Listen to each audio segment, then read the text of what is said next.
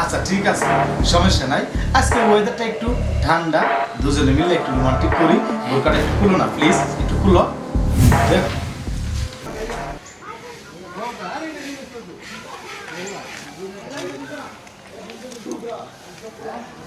বন্ধু কামাল, আরে বেটা সুখবর আছে বেটা, শুন আমি তোর একটা কথা বলি।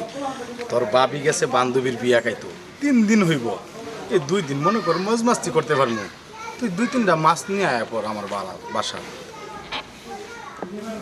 ও আচ্ছা, কোনো সমস্যা নাই, ঠিক আছে।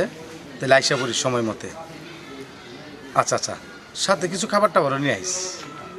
ওকে।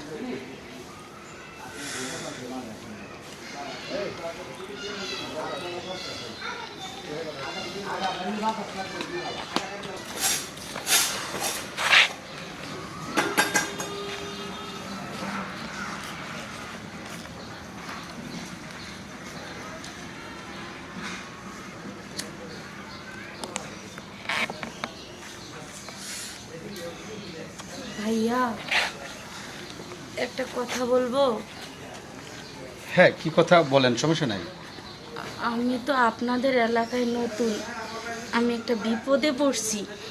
এখন যদি আপনি আমার বিপদ থেকে উদ্ধার করতেন খুব ভালো হইতো ভাইয়া। ও আচ্ছা, বিপদে পড়ছে, সমস্যা নাই। আমি কিন্তু মানুষের বিপদ দেখলে আবার সহ্য করতে পারি না। মানুষকে উপকার করা আমার খুব পেশা। ঠিক জায়গায় আয়া পড়ছো, কোনো সমস্যা নাই। তাছাড়া উপকার করলে তো মনে করো মানুষের কিছু দিতে হয়। ভাইয়া আমার না অল্প কিছু টাকার দরকার। আমার স্বামী অনেক অসুস্থ, ওনার ওষুধ নিব আমি। শোনো, এই দুনিয়াতে দেখছো কাউরে বিনা সাথে তুলার পূজা বইতে, তাইলে মনে করো আমি তোমার স্বামীরে সব কিছু চিকিৎসার টাকা দিব, যদি কালি আমার সাথে একটু সময় দাও। ভাইয়া ভাইয়া আপনি যা বলবেন আমি সব শুনতে রাজি আছি। তার বিনিময়ে খালি একটু আপনি আমার জামাই চিকিৎসাটা করে দেবেন। আপনি যেটা বলবেন আমি সেটাই করবো। ও ঠিক আছে, তাইলে পরে কোনো সমস্যা নাই। তুমি এখনই আমার সাথে চলো, দেখবে আমি সব ব্যবস্থা করে দিতেছি। ঠিক আছে ভাইয়া, চলেন। চলে আসেন।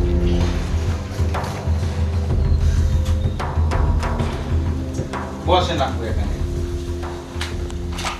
ভাইয়া একটা কথা বলবো। হ্যাঁ, একটা করে তুমি 10টা কথা বলতে পারবা, কোনো সমস্যা নাই। মানে এই বাসাটা কি আপনার? জি না ভা, এই বাসাটা হইতেছে আমার শ্বশুরের। তা ভাই আপনার শ্বশুরের বাসা, আপনার ওয়াইফ কোথায়? আমার ওয়াইফ আফা বান্ধবীর বাড়িতে বিয়া খাইতে গেছে, 2-3 দিন থাকবে, কোনো সমস্যা নাই। আচ্ছা ভাইয়া, আপনি আপনার বউকে কেন ঠকাচ্ছেন? আপনার বউর সাথে কেন প্রতারণা করতেছেন?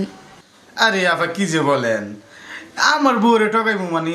শুনেন, প্রতিদিন কি মাংস পোলাও খাইতে ভাল লাগে, একটু তো মাছ ভাত খাইতে হয় না? এজন্যই তো আমি আবার নতুন জিনিস পছন্দ করি বেশি। হ্যাঁ সেটা তো বুঝতেই পারছি, আপনি কেমন মাছ ভাত খাওয়ার লোক। আরে আফা এত কথা কেড়ে ঘরে আইছেন, সুন্দর করে পুরো একটা কথা বলবো, আমি আপনার মুখ দেখবো, আপনি আমার মুখ দেখবেন, একটু পেয়ার মহব্বত তৈব। এখন যদি ঘরের ভিতরে বুকটা করে রাখেন তাহলে কেমনটা লাগে না? হ্যাঁ মুখোশ তো অবশ্যই খুলবো, মুখোশ খুললে পরে দেখে আবার ভয় চমকে যাবেন না তো? ও তার মানে তুমি অনেক সুন্দর, তার মানে আমার বউর থেকেও তুমি অনেক সুন্দর। সুন্দর কিনা জানি না, তবে আমার একটা ভয়ঙ্কর চেহারা তো মানুষ দেখলেই ভয় পায়। আরে এটা যে কি বলেন আফা, আপনি বড় যোগ করতে পারেন। আসলে আপনি অনেক সুন্দর, আপনার কথাগুলি না খুব মিষ্টি, আর আমার বউর কথা না একদম সুক্কা সুক্কা। ও আচ্ছা তাই নাকি? কেন আপনার বউর কথায় কি রসকস নাই? আরে কই থাকবো রসকস, একটু ভালোবাসবো, একটু আদর করবো, তার খালি ব্যস্ত ব্যস্ত। এজন্যই তো আমি অন্যদিকে মন দিচ্ছি। ভাইয়া একটা কথা বলি, মাইন্ড করবেন না তো? না একটা কেন, তুমি 10টা বলতে পারো। আপনার যেই চরিত্র, এই চরিত্রে বউ তো একটু রসকস ছাড়া কথা বলতে পারে, মানে একটু জোকস করলাম আর কি। ও জুকস করছেন? হ্যাঁ। আসলে আমি যে পুরুষ, আমি তো এগুলি করতেই পারি। তুমি যে তোমার জামাইয়ের কথা বলছো, তোমার জামাই অসুস্থ, না জানি তুমি তোমার জামাইরে কতদিন ধরে ঠকাইতেছো। শোনেন ভাইয়া, আমি কখনোই আমার স্বামীরে ঠকাই নাই। আজকেই ফার্স্ট টাইম বিপদে পড়ে আপনার কাছে আইছি, অনুকূল না দেখা। আচ্ছা ঠিক আছে, সমস্যা নাই। আজকে ওয়েদারটা একটু ঠান্ডা, দুজনে মিলে একটু রোমান্টিক করি। বোরকাটা একটু খুলো না প্লিজ, একটু খুলো। দেখ এই জুনাকি, তুমি এই এই নিমো খারাপ, তোর সাথে আমি খারাপ ব্যবহার করি, আমারে তোর ভালো লাগে না? আমি মজা করছি, আমি তোমার চিনছি বুঝছো, আমি তোমার চিনি মজাটা করছি। হ্যাঁ, এখন তো তুই মজা করবি, কারণ এখন তো দেখা ফলাইছ যে আমি বাঘ সামনে দাঁড়ায় আছে, এর জন্য হ্যাঁ আমি একটু মজা করছি। এই তোর যে এত চরিত্র খারাপ আমার আগেই সন্দেহ হয়েছে, এর জন্যই তো এই নাটকটা সাজাইছি যে আমি আমার বান্ধবীর বাড়িতে বিয়ে খাইতে যাবো। এই জন্যই তো দেখ বান্ধবীর বরকা পরেই বাইরে হয়ে আইছি তোর পিছনে আমি। জানোস আমার আগে থেকে সন্দেহ হইতো যে তুই এতটা খারাপ, কিন্তু প্রমাণ ছিল না। আজকে তো আমি হাতে নাতে প্রমাণ পাইছি। দেখো জোনাকি, তুমি আস্তে কথা বলো, এলাকার লোক যদি শুনে তাহলে আমার মান সম্মান থাকবো না। আমি তো এমনি মজা করছি। হ্যাঁ এমনি মজা করছিস না, নারী নিয়ে তুই ঘরে ফুর্তি করবি আর তুই এমনিই মজা করছিস। এই তোরে আমি খুব ভালো মনে করতাম, তোর ভিতরে যে এত শয়তানি সেটা আমি কখনো কল্পনাও করি না। তুই এই মুহূর্তে আমার বাসা থেকে বের হয়ে যাবি, তোর মতো স্বামী আমার প্রয়োজন নেই, আর আমি সময় মতো তোর ডিভোর্স লেটারটা পাঠিয়ে দিব। দেখো জোনাকি, তুমি এরকম করো না। আমার যদি তুমি ঘর থেকে একটা বাইক করে দাও জোনাকি, আমার তো পৃথিবীতে কেউ নাই, আমি কই থাকবো, কার কাছে যাবো? ও তখন মনে ছিল না যে বউয়ের আড়ালে আমি নষ্টামি করি? এটা মনে ছিল না যে তোর কেউ নাই, তুই রাস্তাঘাটে ঘুরতি, তোরে আমার বাবাই না আমার বাড়িতে ঠাই দিয়া তোর কাছে আমার বাবা আমাকে বিয়ে দিছে শুধু আমার সম্পত্তি দেখার জন্য, আর সেই সম্পত্তি নিয়ে তুই আমারে নিয়ে পর্যন্ত তুই ছলনা করতেছিস। যা বের হ তুই। জোনাকি দাও, আমি যদি তোমার ফায়দা ধরতে পারতাম তাহলে তোমার ফায়দা ধরে মাছ খাইতাম জোনাকি। শোন, তোরে যদি আমি ক্ষমা করি না তাহলে প্রত্যেকটা নারীর অপমান করা হইব, প্রত্যেকটা নারীর প্রতি বিশ্বাস উঠে যাব। তাই আমি তোরে ক্ষমাও করতে পারবো না, তোরে আমার সংসারে রাখতেও পারবো না। জোনাকি তুমি এরকম করো না জোনাকি, দেখো পৃথিবীতে আমার কোনো জায়গা নেই যাওয়ার, তুমি আমার বাইক করো না জোনাকি। আমি তোমার কথা উঠবো বসবো জোনাকি, তুমি যেটা কইবা আমি এটাই মানবো জোনাকি।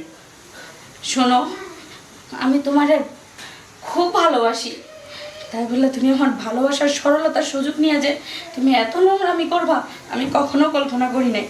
তবে আমি তো নারী, আমার তো স্বামী তুমি, আমি তো চাইলেই সব কিছু শেষ করে দিতে পারি না। নারীরা তো সুযোগ দেয়, তোমার আমি লাস্টবারের মতো সুযোগ দিলাম। এইবার যদি তুমি সেই কাজটাই আবার করো তাহলে আমি সত্যি সত্যি তোমার ডিভোর্স দিব, আর যদি তুমি ওরকম কিছু করো তাহলে তুমি আমার মরা মুখ দেখবা। জোনাকি, এই যে আমি কাম ধরছি, জিন্দিগিতে কোনোদিন আমি অন্য মহিলার দিকে তাকাইবো না। তুমি যা কইবা আমি তাই শুনবো। তুমি যে আমার এত ভালোবাসো জোনাকি, আমি বুঝতে পারি নাই। তোমার চোখের পানি বোঝা যেতেছে যে তুমি আরো অনেক ভালোবাসো। আমি আসলে কিছু বন্ধুদের ফাঁদে পড়া আমি অন্য জগতের দিকে গেছিলাম গা। কোনোদিন কারো কথা শুনবো না। শোনো, একটা কথা বলি, ঘরের বউয়ের চেয়ে আপনও কেউ নাই, ঘরের বউর চেয়ে শত্রুও কেউ নাই, ঠিক তেমন বাইরের বন্ধুর চেয়ে আপনও কেউ নাই, শত্রুও কেউ নাই। কথাটা মাথায় রাখবা।